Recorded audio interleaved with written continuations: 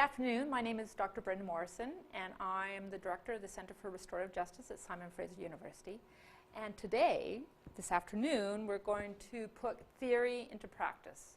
So in the previous webinar, I talked a lot about this large theoretical framework for putting the circle, the community-based restorative justice practices, into the square of the institution. And now we're going to look at what that might look like. But I want you to use your own imaginations because context matters.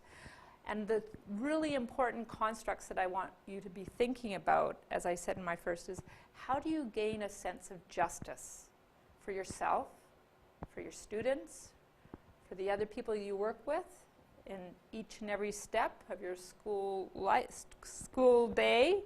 How do you gain a sense of identity, a strong sense of identity of who you are and where you belong in your school life, and do that for your students?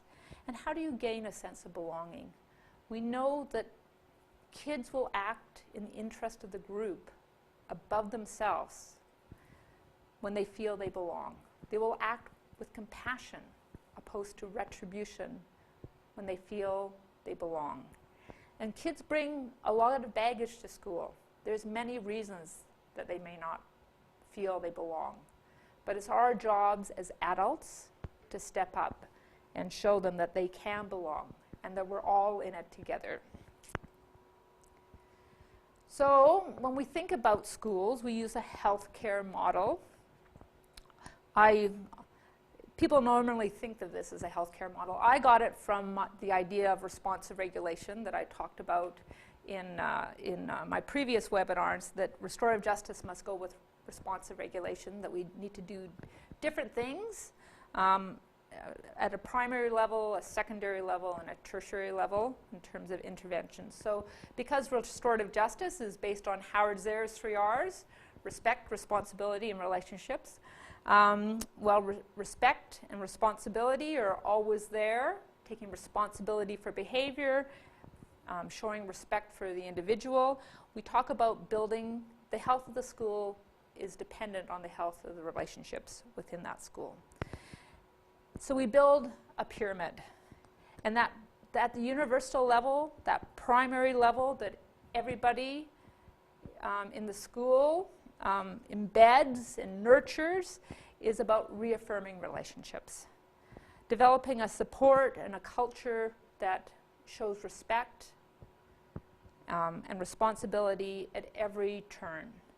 That we're developing healthy identities, a sense of belonging, and a sense of justice in our school. And it's really important to bring that in, because most of us just hope and pray every day that our life doesn't bump up against the justice system. We keep it at arm's length. But if we reimagine justice to be an important part of our everyday lives, we can create better outcomes than keeping it in that silo over there. So reaffirming relationships at the base, that base is broad and thick, and that creates the foundation for everything else. So when you're starting to practice restorative justice in schools, you start there. You start at building a really strong base, and you start with those that were willing to step up. From that strong base, then you can start doing the harder work of repairing relationships when it goes sideways. So we call that targeted support.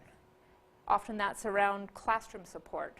So you can think about that in terms of, instead of stepping up of our instinct to push someone away, so push the problem and the person out the door, down the hall, up the power hierarchy of the school, what can we do that's more, that creates that sense of belonging in the classroom, that we don't have disposable kids? So how do we repair relationships in the classroom, on the school ground? We're going to talk about that. And then the real hard stuff is rebuilding relationships. We get kids in school that are broken. They come with a lot of baggage. We need to help them rebuild relationships in their life, develop a community of care around them. And that's a lot of hard work. It's intensive support. But if we don't do it, they're going to be on the streets. they're going to fill up our jails, and that just creates reproducing that cycle of harm, and it's very expensive too. So, reaffirming relationships. Often when we think of creating safe and caring school, we immediately think about the students. Students, we do it all for the students. But we have to think about everybody in the school. We have to think about the students. We have to think about the teachers. We have to think about the parents, the administrators. We have to think about the outside community. We have to think about professionals that we interact with. And we have to think about community-based NGOs that can be, or nonprofits that can help us nurture a safe school community. We can never do this work alone. And not only are there individuals within each of those social categories, we also have to think about them as groups. Teachers need a sense of belonging as teachers. Parents need a sense of belonging as parents. We need to be having them come together as parents. We need to have the teachers coming together as teachers, because there's restorative work that needs to be done with each of those groups as well. Often parents can create the sense of alienation for their children. The parent is the wedge that isolates and defines and judges different social groups. And we need to work intersectionality between each of those different groups. So when we think about practicing restorative justice in schools, just don't think about it in terms of the students. Think about it for yourself and those that you want to have healthy relationships with. One of my best stories is the story of ROCA in Boston, Massachusetts. ROCA stands for ROC. They aim to be the rock for a lot of disenfranchised youth on the streets of Chelsea, Massachusetts. And I recommend that you go and look at their website, because they're building transformative relationships with the kids that the strong social institutions have given up on. They find their kids on the streets, they have long criminal records, and they build transformative relationships with them. And they keep on showing up with them persistently till they're leading strong, healthy lives out of harm's way. And the irony is that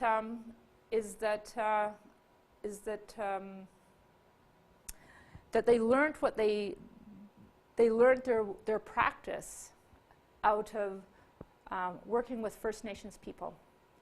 They learned what it means to be in good relationships from the First Nations people of Canada.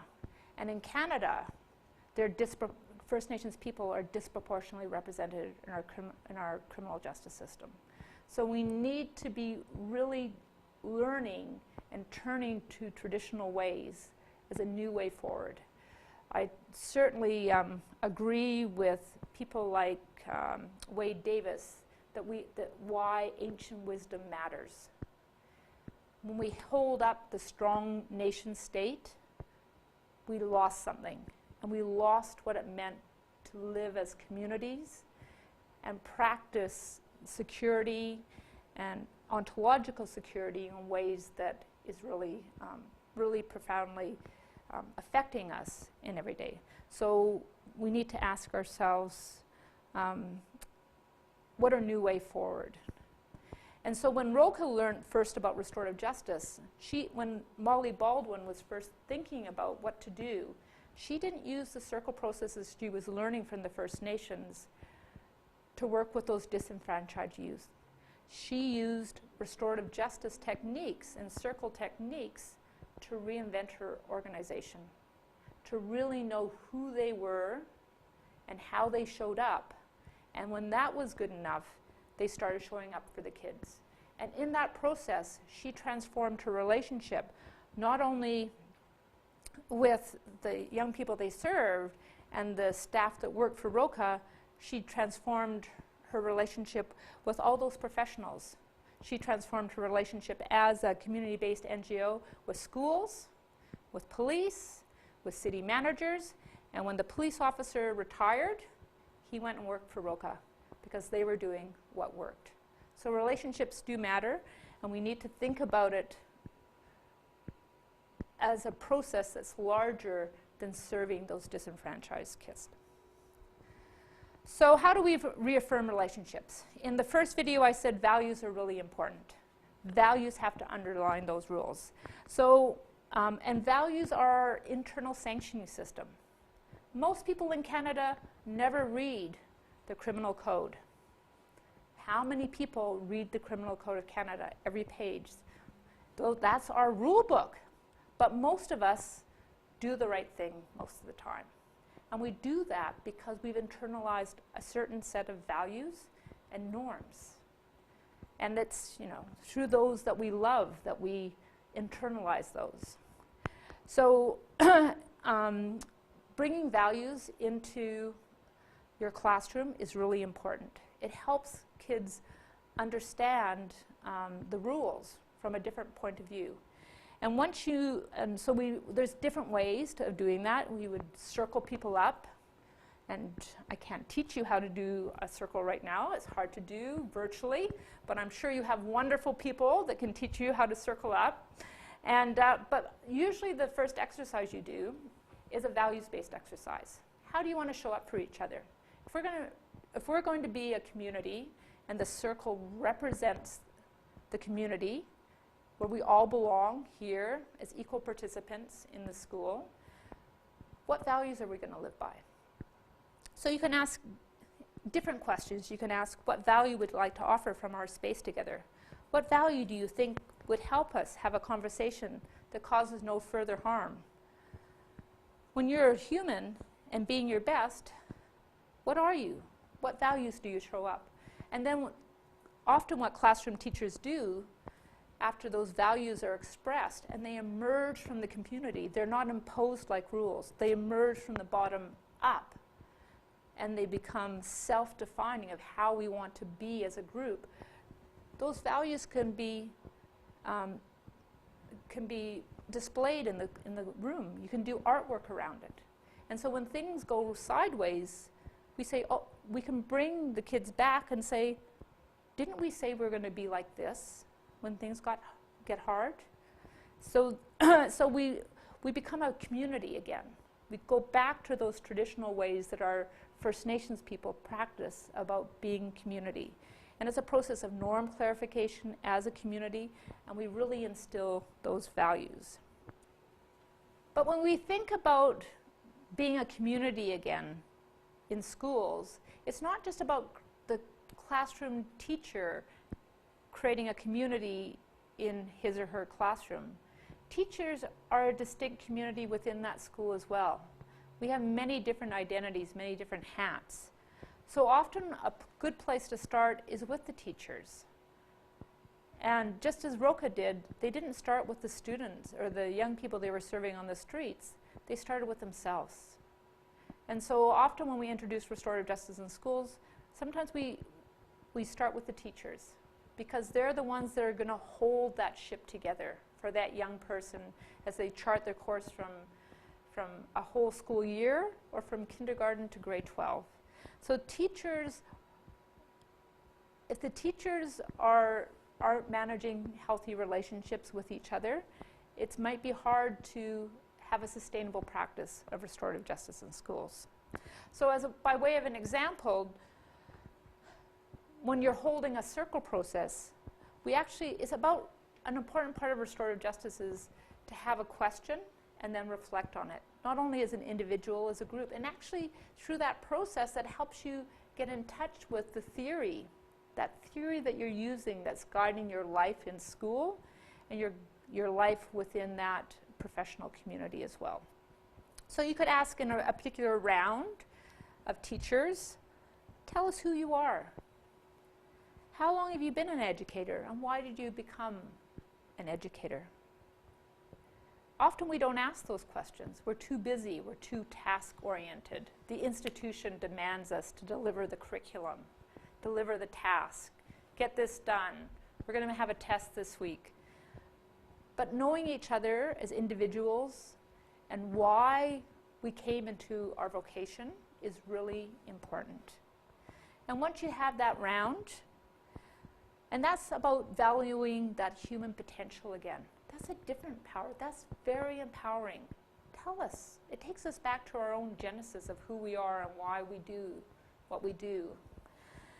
And teachers go into that vocation for very powerful reasons. And from that initial round, then we can ask a question. Well, what value do you bring to your work as an educator? And what do you want to model to create optimal learning? How do you want to walk the walk of good learning and education? And walk the talk of good learning and education? And then we would have, once you have a moment to reflect on that in the circle process, then we would have another round where people could share that. And then that becomes a common ethos to ground your work and support each other in schools. Pranis, Barry Stuart, and Mark Wedge are the trainers that initially trained Roka down in Boston, Massachusetts. They learned from the First Nations of the Yukon about a different way of being together, where their job was to hold each other up. And then the many different groups that they've worked with, young and old, different professional hats, the values that they place in the center of the circle often are around these same ones: trust, respect, honesty, humility, sharing, courage, empathy, inclusivity, forgiveness, and love. They show up again and again and again. They're all within us. Given the right conditions, we can bring them out. They're those instincts for compassion that we don't always have to show up with retribution. That instinct to strike back. Given the right conditions, and those conditions are largely about identity and belonging and justice, these values can show up again and again and again. And I want to go back to those 4 beats that Howard Zare talked about in that journey to belonging: meaning, judgment, honor, and vindication. We're constantly making sense of our world. It means a lot for young people to sit in a circle with their peers, all included. You don't have to say anything. Sitting in a circle when you're holding the talking piece, if that's the process you're using, means a lot. And that you have the agency to contribute or not means a lot too. That we're voluntarily participating in our community when we choose to have our voice heard. Judgment. There's a lot of us and them, you and me, who's in, who's out. In a circle, symbolically, we move to we. Everyone belongs by definition in a circle. By definition. So judgment moves aside. And in circle, we honor the voice and wisdom of everyone. You don't have to be smart. Whatever you say goes. It's not being judged. And vindication, and this is, we're right down here at the bottom of the triangle right now. Vindication is really about reciprocity. Reciprocity is the give and take of the circle. But vindication becomes more important as we move into repairing the harm done and rebuilding relationships. But it's all there. That journey belonging starts at the very bottom of the pyramid, and that very circle, proactive circle work. The circles have to be proactive as well as reactive. When you only use circles to be reactive, it becomes another disciplinary tool. The circle has to be the foundation of belonging in the school, and has to be rich in meaning, has to be non-judgmental space. We have to honor voice and wisdom, and we have to, vindication at this level is about reciprocity, about showing up for each other. As we move into the next level, That's about repairing relationships. So we need to, relationships are an ongoing process that we're negotiating every day of our lives. Good, bad, the ugly. So we need to just honor that and see conflict as an opportunity for learning and growth. We need to, there's things that, in Howard's there asking that question, whose obligation is it? Sometimes it's my obligation. Sometimes it's someone else's obligation. But in terms of repairing relationships, we have to model it for our students. So typically, I'll use a classroom as an example here. We need to set norms and values. So typically if something is going wrong, sideways in our classroom, the problem and the person goes out the door, down the hall, up the hierarchy. So we're learning about power. And in doing that, not only is the person walking out the door learning something, that there's disposable kids in the life, that some kids are in and some kids are disposable. And you can imagine the relationship they're building with the institution now, if they're the one always going down the hall, out the door, down the hall. But the kids in the classroom are learning something too.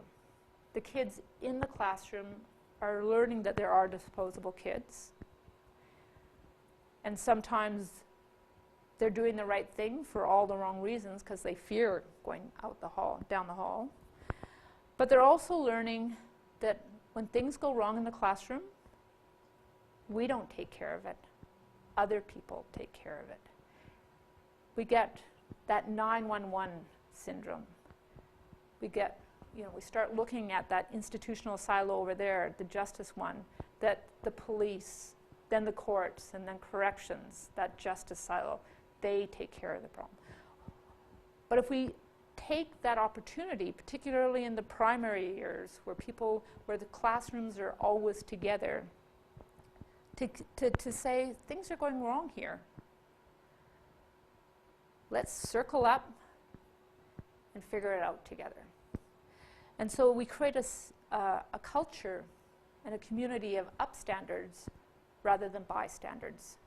And we know that that's the most important factor in addressing bullying in school, is creating that culture of upstandards. We can reaffirm the relationship base. We show kids that there's no disposable kids. And this takes time. One school I worked with a few moons ago, back in Australia, she circled up a lot. She had a lot of kids that needed a lot of help. And some were eager to get into that circle, and some weren't so eager. But she wanted it to be a safe space, so they only went into the inner circle if they wanted to.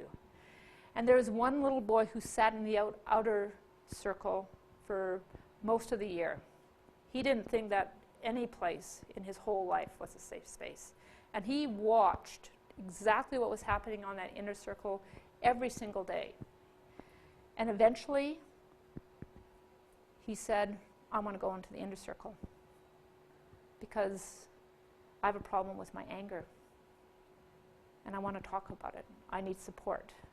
And he talked with the teacher, and they were ready, and they moved into the circle. They moved in the inner circle to talk about his anger, because that was part of that idea of honoring his voice and his wisdom. And it wasn't surprising to anyone that his anger management problem that was showing up all the time in the classroom.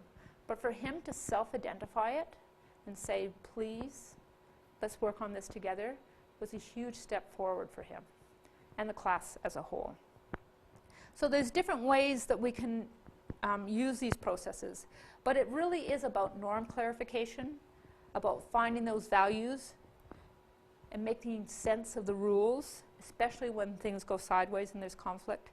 But it's also about creating a sense of upstandards rather than bystanders. And there's those pillars that Howard Zero set up for us. We're making meaning out of this. Our experience inform who we are and how we show up in the world. We're making meaning out of this. We get out of that us and them. We create a sense of we. We become less judgmental. We honor the voice and the wisdom. And here it becomes that sense of vindication is really important. Vindication is about reciprocity. And if vindication means punishment, we're going to keep on reproducing it. If vindication means repairing the harm done, we can reproduce that too. So vindication is central to all of this. There's different ways, because that relationship web is intense and thick, multidimensional, peer-to-peer relationships, classroom relationships, that intergroup sense of belonging in a classroom, relationships with other members of the school. There's different ways that repairing relationships happens at that middle layer of the pyramid. So at the middle layer of the pyramid. So peer-to-peer is important, peer mediation programs. Kids learn to manage relationships. The example that I gave previously is an example of a classroom circle where we can repair the harm done and treat the classroom as a community. But sometimes kids, particularly in high school, need to leave because we don't have, pedagogically, teachers teach a particular disciplinary subject, and the classroom isn't thinking as a community. And so sometimes we have what we call community rooms, and different, or a hub, or some of them call a family room. But it's kids go to that room to reconnect with themselves and each other. So it's not seen as a disciplinary room, but they need something that classroom's not giving them. And the point of this classroom or the community room is to meet their needs. So sometimes they do need to go out, but once they go out, we also have to bring them back in a good way. So, and that comes back to this idea of vindication and rebuilding the relationship, not only among their peers, but with the teachers in the room as well. And sometimes we need to repair relationships with professionals. Teachers to teachers, teachers with police. Again, my example of Roka is an example of this, that when Roka started practicing circles, they needed to repair the relationship with a lot of the institutions that their nonprofit bumped up against. Because before that, they were the child advocate, and the people who represented Roka were the terriers, yelling at those big bad people that didn't understand their kids. And through the process of restorative justice and the circle work, they knew they had to repair relationships professionally with police and other institutions. And finally, at the very top of the pyramid is rebuilding relationships. As I said before, some of our kids come to school very broken, really broken. And they need a sense of justice, identity, and belonging in the school. And whoever shows up are the people that have to make that happen. And sometimes that's difficult, but it's not impossible. So again, we have to see conflict as an opportunity for learning and growing. We need a process of norm clarification for those kids. We need to connect them with themselves and each other and develop a community of care for them. We have to show them that everyone matters, even them. And so typically in these processes,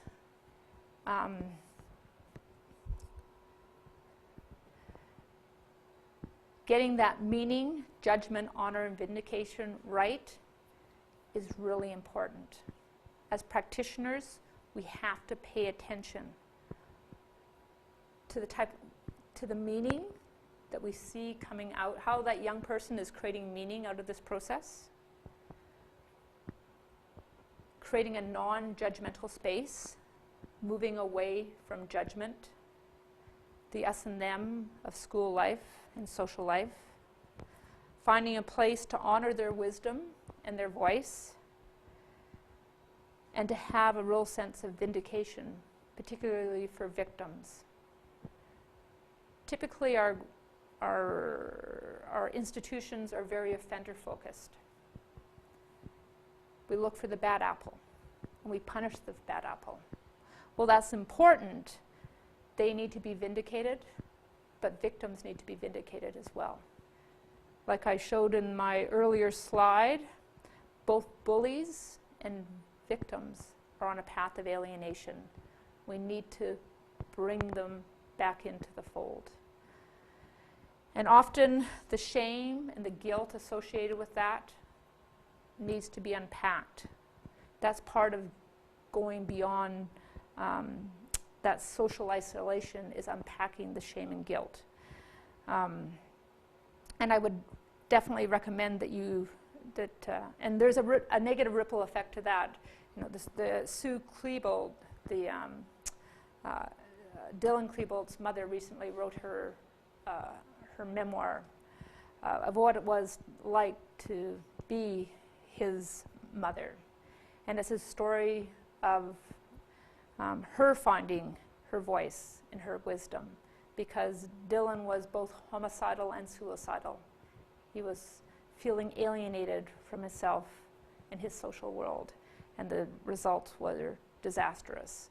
And that's what happens when we don't rebuild relationships, when we don't think about it. And often it's blind. We can't see it. Dylan hid it from everyone. So how do we get underneath that? How do we find that before we're at the point that we have to rebuild relationships? And we do that by building that strong foundation. That's when we're going to pick up that kids aren't feeling like they belong. So the rebuilding relationship starts way down below at that foundation, because we might have an inkling into underneath that mask that kids and professionals wear if we start building relationships from the foundation up. When we turn up and honor each other as human beings, and we work from a foundation of love rather than retribution, that we're not there because of fear, but we're there to nourish the joy of our young people. So we do that in many different ways. Sometimes we use the rebuilding of relationships not only to address a harm, but to, we call them youth development circles.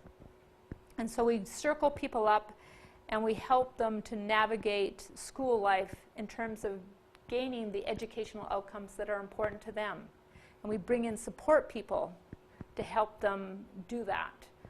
Someone says, I'll show up for that. So it doesn't have to, we don't have to wait till harm is caused.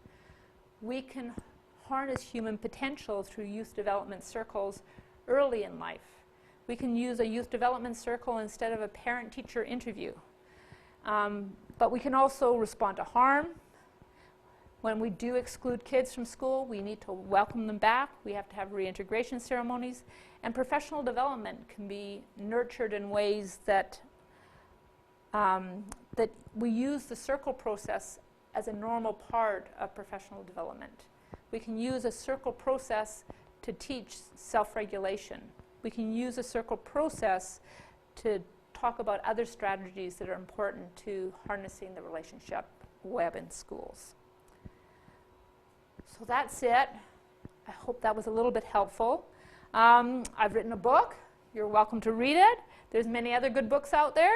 We have a lot of online classes at Simon Fraser University, and you have lots of wonderful practitioners that are ready to serve your school community. All the best. Thank you.